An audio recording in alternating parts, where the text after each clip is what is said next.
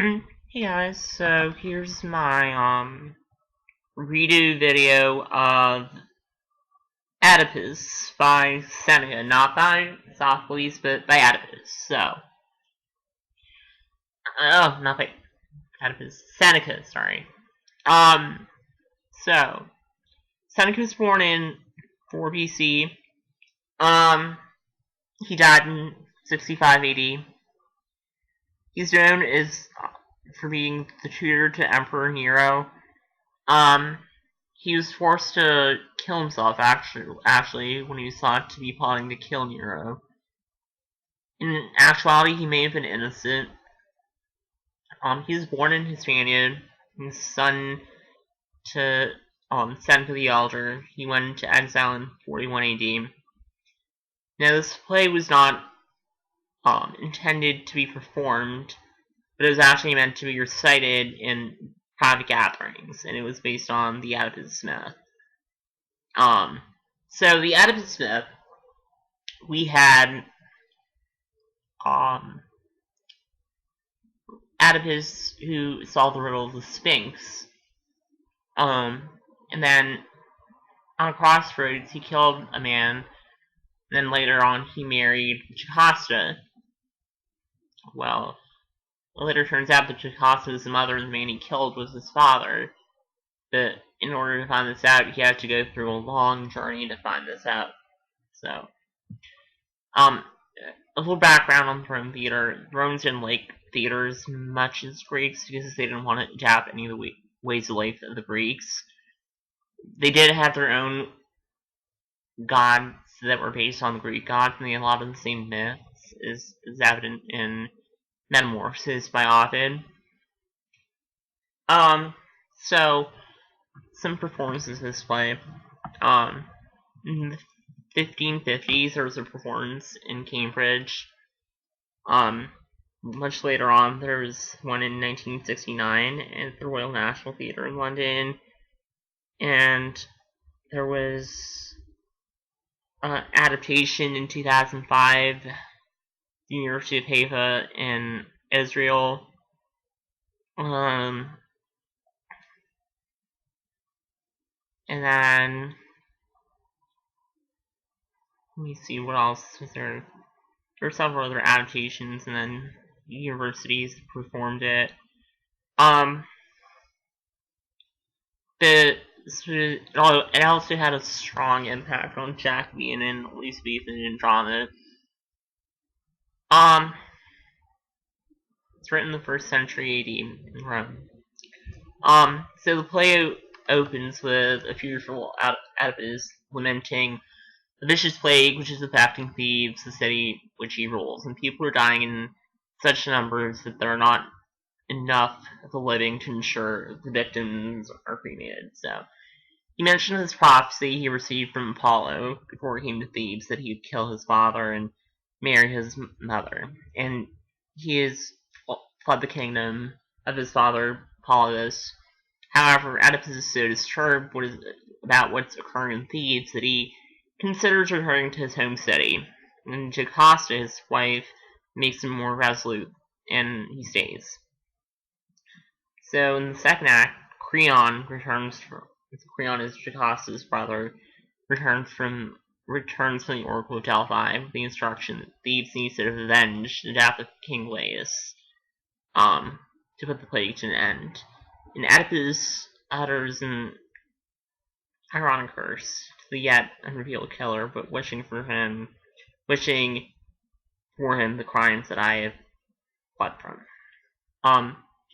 The prophet Tiresias appears and is asked by Oedipus to make clear the meaning of the oracle, and then he proceeds to carry out a sacrifice, which contains a number of horrific signs, and as Tiresias does not have the name, he proposed to summon Laius' spirit back from Oedipus to name his lair. So Creon turns from seeing Tiresias after he's spoken to Laius' ghost, but is unwilling to reveal the killer's name. So Oedipus threatens him, and then Creon relents. He says Laius accuses the king of having blood on his hands, and he has defiled his father's marriage bed. He goes on to say that Laius promised the plague will cease if the king is expelled from Thebes, and Creon advises Oedipus to abdicate, but Oedipus believes that he's invented the story along with Tiresias in order to seize his throne, and despite Creon's protestations and ensigns, Oedipus has him arrested. So the fourth act, Oedipus is troubled by the faint memory of the man whom he killed on the road while coming to Thebes for behaving rather arrogantly before him. An elderly messenger comes from Corinth to tell Oedipus that his father, Oedipus, has died and for him to come back and take the throne, and he doesn't want to return as he still fears the prophecy that he'll marry his mother. The messenger then tells him that Corinth's queen is not his mother, and that he was given Oedipus as a baby on Mount I can't pronounce it, Gatheron. Oedipus then learns after threatening the shepherd that gave him away that he's in fact Oedipus' son. So, in the last act, a messenger gives the news that Oedipus considered killing himself and having his body thrown to wild beasts, but then he felt his crime deserved something worse due to the suffering Thebes has been going on through. And he decides to find a slow death for himself. He wanted a punishment where he would neither join the number of the dead nor dwell among the living. The messenger goes on to explain how Oedipus tore out his eyes with his hands, and the courts questioned fate, each person commanding threat of life, and then here Oedipus entering, he enters with both eyes removed, so this is a really Roman thing. The Greeks didn't subject their audiences to violence, so that's a clear difference between the Greeks and Romans. And he's confronted by Jocasta, and she realizes from his action that she must punish herself for crimes as he has. She takes the sword and she kills herself while on stage. So, again, another Roman turn. So, characters. Pretty much the same as Oedipus Rex. With Tiresias warning Oedipus that he's the killer, Jocasta the difference here is Jocasta, after Oedipus finds himself, decides to kill herself with the aid of Oedipus, and the other way she hangs herself, and Oedipus then blinds his eyes out. Creon here is arrested, and Creon doesn't take the throne at the end of the play. Oedipus is sent in exile. Oedipus is much less of a prideful character in this play. We have the old man, and we have Phoebus and the messenger. There's parallels to the messenger and shepherd. And there's another messenger, of course.